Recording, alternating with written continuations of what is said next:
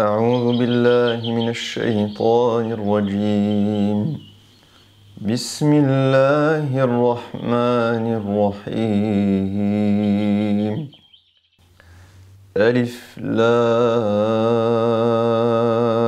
را تلك آيات الكتاب المبين إنا أنزلناه قرآنا عربيا لعلكم تعقلون نحن نقص عليك أحسن القصص بما أوحينا إليك هذا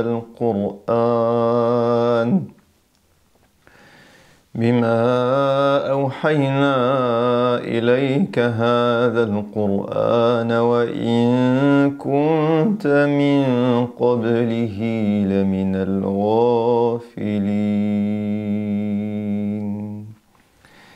الحمد لله والصلاة والسلام على رسول الله وعلى آله وصحبه ومن والاه.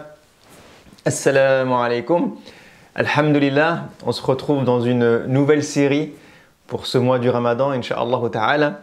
Et cette année, j'ai voulu partager avec vous une sourate que je trouve magnifique, qui est pleine d'enseignements, qui est pleine de sagesse, qui est pleine de leçons pour notre quotidien. Et c'est sourate Yusuf. Une sourate que les croyants aiment de manière générale, qu'ils aiment réciter, qu'ils aiment entendre.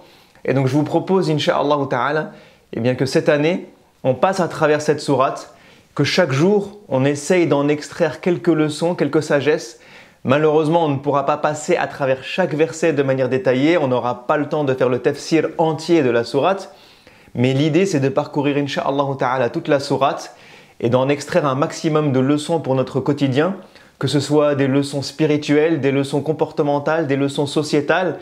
Inch'Allah ta'ala, on trouvera énormément de sagesse et de leçons pour nos vies dans cette magnifique sourate qui est sourate Yusuf. Et donc aujourd'hui, Inch'Allah ta'ala, on démarre avec le début de la sourate et avec les premiers enseignements et les premières méditations que j'aimerais partager avec vous. 2-3 éléments rapides, Inch'Allah ta'ala, que j'aimerais partager avec vous sur ces premiers versets. Dans ces premiers versets, Allah subhanahu wa ta'ala ouvre cette magnifique sourate, démarre la sourate en nous disant Alif Lam Ra Tilka ayatul kitab al-mubin. Donc Allah subhanahu wa ta'ala démarre cette sourate en nous disant voici les versets. Ce sont des versets, ce sont des signes miraculeux. Ce livre est un livre clair, est un livre qui contient de la lumière parce qu'il est mubin. Tout ce qu'il y a dans ce livre est explicite. Allah subhanahu wa ta'ala va vous éclairer avec ce livre-là. Et lorsque Allah nous dit Tilka ayatul kitab, subhanallah, c'est comme si Allah nous disait voilà ce que je vous donne. Voilà le message que je vous envoie. Voilà le cadeau que vous allez ouvrir en lisant ce livre qui est la parole d'Allah subhanahu wa ta'ala.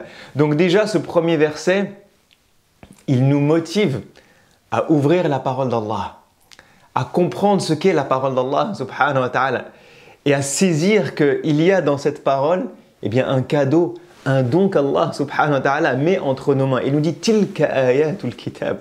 Voici les signes, voici les versets miraculeux que je vais vous envoyer. Ensuite Allah subhanahu wa ta'ala parle à son messager sallallahu alayhi wa sallam. Et qu'est-ce qu'il lui dit? Il lui dit Inna anzalnahu qur'anan arabiyyan la'allakum ta'qilun. Donc là, il parle à son messager, il parle au peuple de son messager, il parle à Quraysh et il parle à nous. Et lorsque Allah parle ici, qu'est-ce qu'il dit?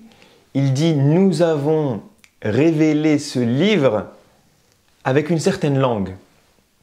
Ce livre a été révélé en langue arabe, Qur'anan arabiyyan. Mais la question qu'on pourrait se poser, c'est finalement pourquoi est-ce que Allah révèle le Coran en arabe? Est-ce que c'est parce que Allah considère que c'est la meilleure des langues qui existent sur terre? Est-ce que c'est parce que cette langue est supérieure aux autres? Est-ce que c'est parce que la révélation n'aurait pas pu se faire dans une autre langue que la langue arabe? Bien évidemment que non. Allah subhanahu wa ta'ala est celui qui a créé toutes les langues, qui a créé toutes les cultures, qui a créé la diversité humaine, qui a créé la diversité de nos couleurs. Il dit وَاخْتِلَافُ أَلْسِنَتِكُمْ وَأَلْوَانِكُمْ dans Sourate Ar-Rum. Il nous parle de la diversité de nos langues parlées et de nos visages, de nos couleurs. Donc Allah subhanahu wa ta'ala est celui qui a créé tout ça. Donc il est celui qui est le plus sage et qui sait exactement quoi faire à quel moment. Mais il n'est pas là pour faire du nationalisme. Allah subhanahu wa ta'ala n'a pas de nationalité. Allah subhanahu wa ta'ala ne préfère pas une langue à une autre. Allah subhanahu wa ta'ala révèle son message à des peuples. Envoie des messagers à des peuples. Et lorsqu'il fait ça, eh bien quel est son objectif? Allah dit لَعَلَّكُمْ تَعْقِلُونَ. Pourquoi est-ce que je vous révèle le Coran dans cette langue qui est l'arabe? C'est pour que vous puissiez la comprendre, pour que vous puissiez réfléchir, pour que vous puissiez raisonner, pour que vous puissiez méditer tous les versets qu'Allah subhanahu wa ta'ala va vous envoyer. Donc oui, le prophète sallallahu alayhi wa sallam, eh bien, fait partie de Quraysh. Le prophète sallallahu alayhi wa sallam est arabe et son peuple parle la langue arabe. Ce sont même à l'époque les spécialistes de la langue arabe, les spécialistes de la poésie, à tel point qu'Allah les mettra au défi avec le Coran et qu'eux-mêmes mettront le messager sallallahu alayhi wa sallam au défi.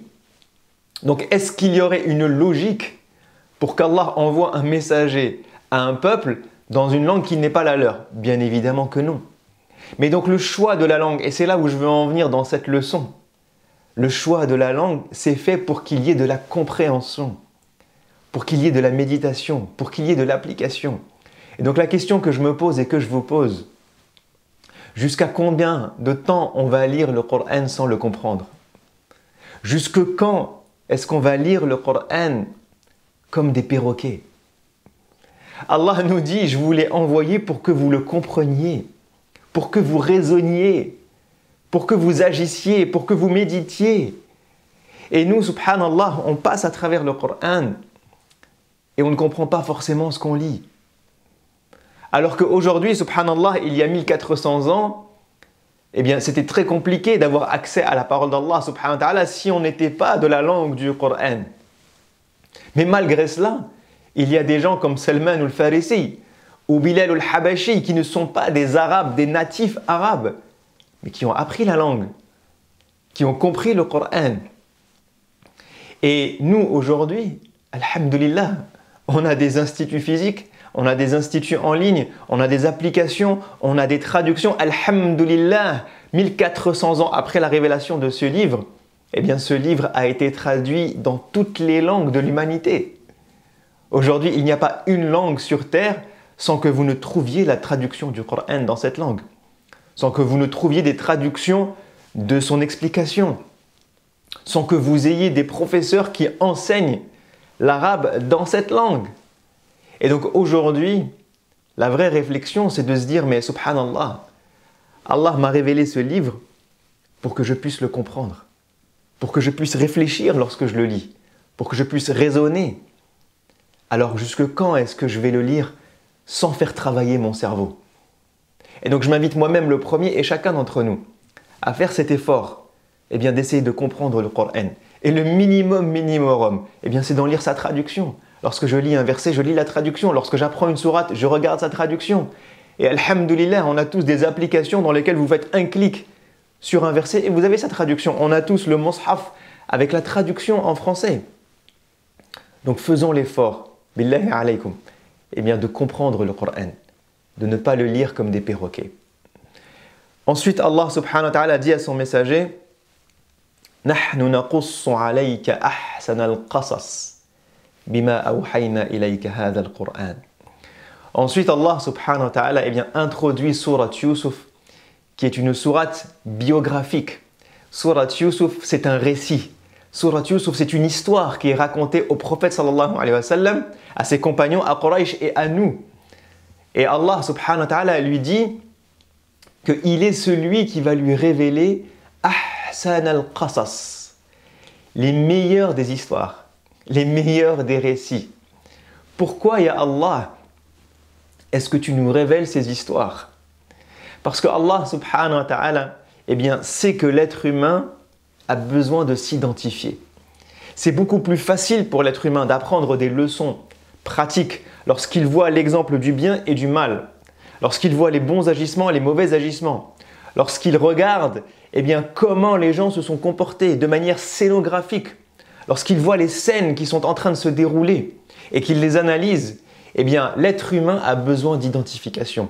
L'être humain a besoin d'exemplarité. L'être humain a besoin de modèles, que ce soit des bons ou des mauvais, pour comprendre comment agir de la meilleure des manières et ce qu'il faut éviter.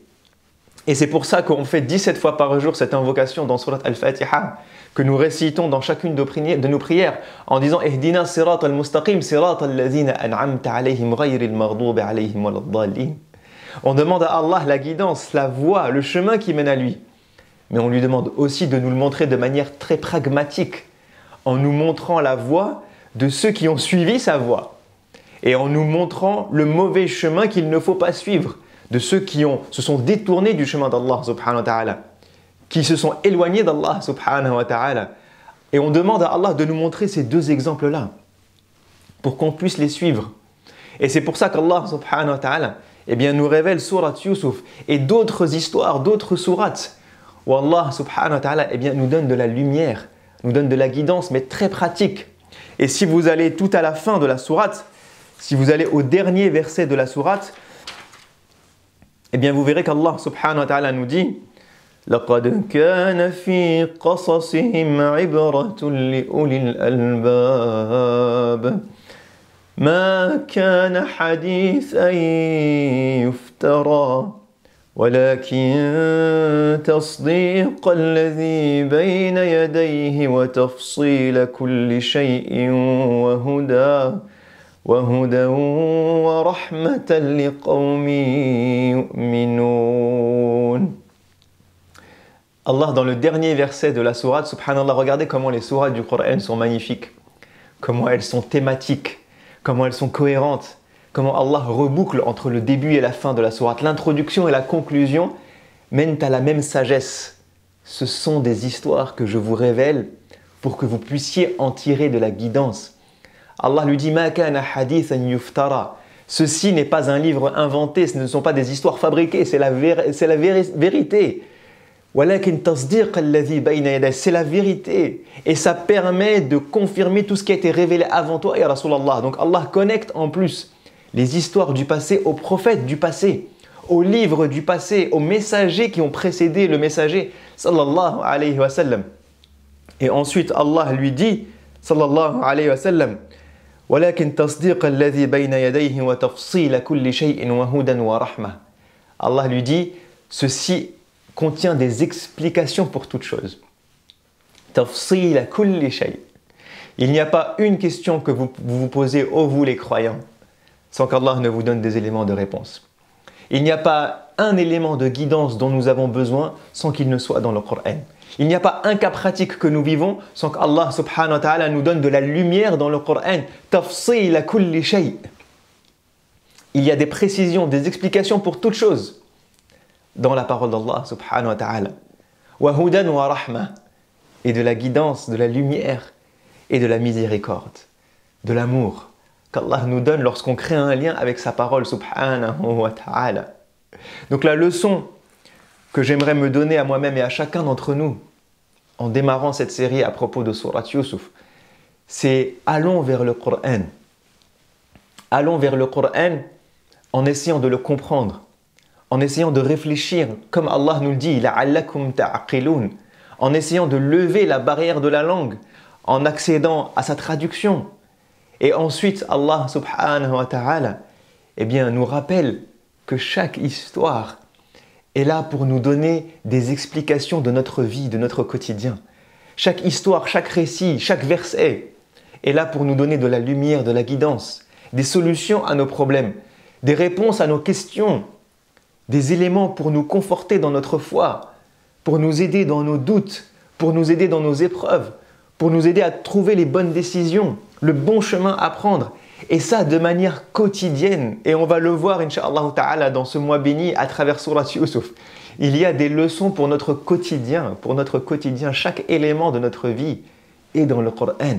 C'est ce que Allah dit au début des versets et c'est ce qu'il dit à la fin de la sourate pour que chacun d'entre nous se motive à aller chercher dans la parole d'Allah subhanahu wa ta'ala ce qui va être une lumière pour son quotidien, même les plus petites choses de notre vie. Allah nous aide et nous guide. Je vous dis à la prochaine, Inch'Allah ta'ala. Wassalamu alaikum wa rahmatullahi wa barakatuhu. كنت من قبله لمن الغافلين